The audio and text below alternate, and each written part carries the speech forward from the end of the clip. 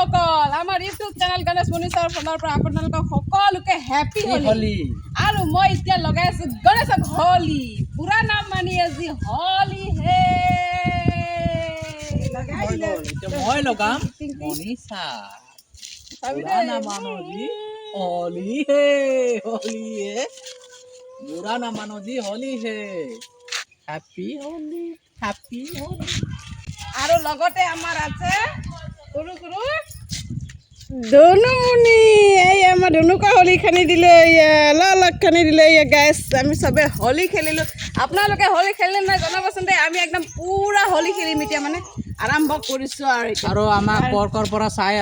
আছে এইটো গোটেইখিনি আপোনাক